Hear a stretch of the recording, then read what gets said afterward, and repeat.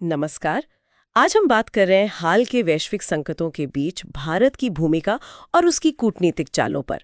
हमारे सामने कुछ स्रोत हैं जो बता रहे हैं कि भारत ने रूस यूक्रेन युद्ध से लेकर इजराइल हमास संघर्ष और लाल सागर के तनाव तक कैसे प्रतिक्रिया दी है। तो आज हम इसी जटिल ताने बाने को खोलने की कोशिश करेंगे कि भारत कैसे इन पेचीदा अंतर्राष्ट्रीय हालात में अपने राष्ट्रीय हितों, ऐतिहासिक रिश्तों और एक उभरती वैश्विक शक्ति के रूप में अपनी भूमिका के बीच संतुलन साध रहा है।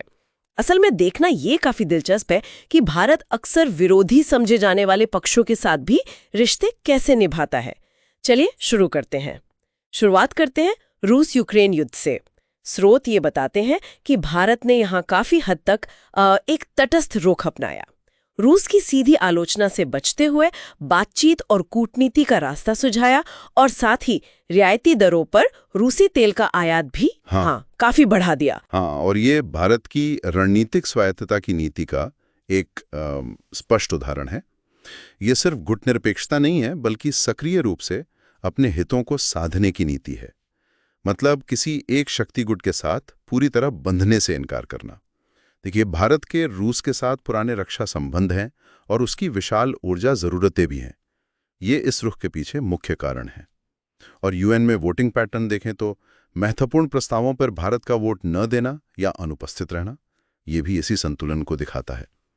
हालांकि स्रोत ये भी इशारा करते हैं कि ये तटस्थता पश्चिमी देशों में थोड़ी असहजता तो पैदा करती है। ये दिलचस्प है। अच्छा, अब बात करते हैं इजराइल हमास संघर्ष की।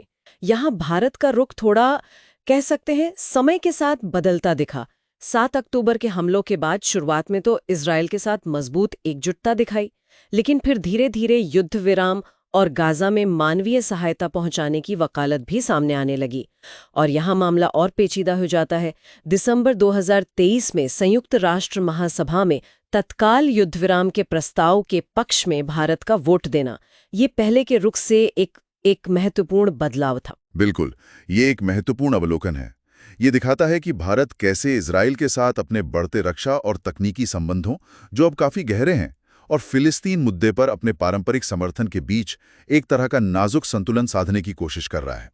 ये दिखाता है कि भारत की विदेश नीति अब शायद विचारधारा से ज्यादा व्यवहारिक हितों जैसे रक्षा, तकनीक, इन पर केंद्रित हो रही है। लेकिन वो अपने ऐतिहासिक संबंधों और वैश्विक मंच पर अपनी छवि को पूरी तरह नजरअंदाज भी नहीं कर सकता। ये क्लासिक संतुलन साधने का प्रयास है। पर स्रोत बताते हैं कि ये संतुलन बनाए रखना लगातार मुश्किल होता जा रहा है। सही बात है। और इसी कड़ी में लाल सागर संकट का भी जिक्र है। हूती विद्रोहियों के हमलों के बीच भारत ने अपने जहाज़ों की सुरक्षा के लिए अपनी नौसेना तो तैनात की, लेकिन अमेरिका के नेतृत्व वाले ऑपरेशन प्रॉस्पेरिटी गार्डियन में शामिल होने से परहेज किया। इसका क्या मतलब निकाला जाए? देखिए, ये सीधे तौर पर भारत के आर्थिक और रणनीतिक हितों को प्राथमिकता देने को उजागर करता है।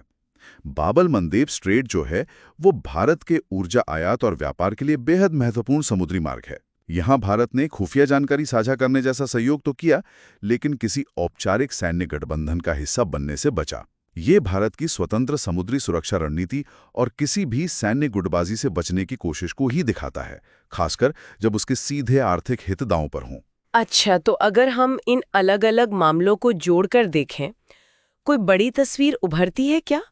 स्रोत बहुपक्षीय मंचों पर भारत की सक्रियता का भी जिक्र करते हैं। हाँ, बिल्कुल।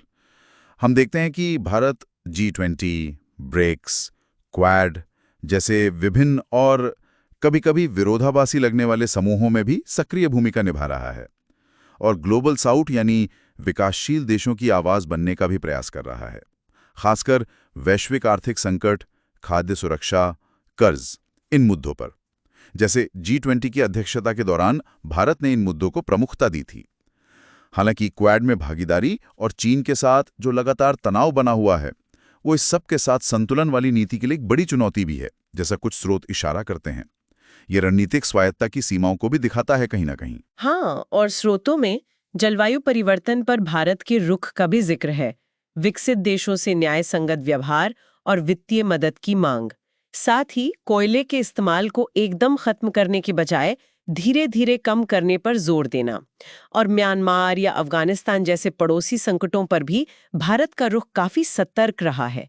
मतलब सीधे हस्तक्षेप से बचते हुए मानवीय सहायता पर ध्यान केंद्रित किया गया, जैसे अफगानिस्तान में तालिबान शासन को मान्यता दिए बिना सहायता भेजना। तो इन सब अलग-अलग प्रतिक्रियाओं को एक साथ कैसे देखें? देखिए, कुल मिलाकर ये स्रोत यही दर्शाते हैं कि भारत की विदेश नीति फिलहाल 3 मुख्य स्तंभों पर टिकी है: राष्ट्रीय हित सर्वोपरि, रणनीतिक स्वायत्तता बनाए रखना और जटिल वैश्विक संकटों के बीच संतुलन साधने की कला।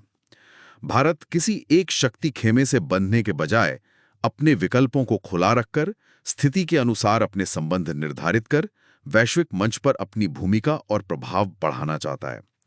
भारत की रणनीति विचारधारा के बजाय अधिकाधिक व्यावहारिकता और एक तरह की अवसरवादिता पर आधारित दिखती है। जहां जरूरत हो वहां सहयोग करना, जहां हित टकराएं वहां दूरी बनाना। तो हमने देखा कि भारत हाल के वैश्विक संकटों में कैसे अपनी राह बना रहा है।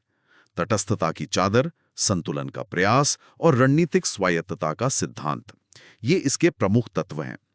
ये भविष्य के लिए एक महत्वपूर्ण सवाल जरूर उठाता है। हाँ, बिल्कुल। और ये हमें सोचने पे मजबूर करता है कि जैसे जैसे दुनिया और ज्यादा ध्रुवीकृत होती जा रही है, क्या भारत की ये संतुलन साधने वाली और किसी गुट विशेष से न जुड़ने की नीति, क्या ये वाकई उसे वैश्विक मंच पर एक अद्वितीय और ज्यादा प्रभावशाली भूमिका निभाने में मदद करेगी, या फिर ये उसे महत्वपूर्ण फैसलों के समय अकेला कर देगी?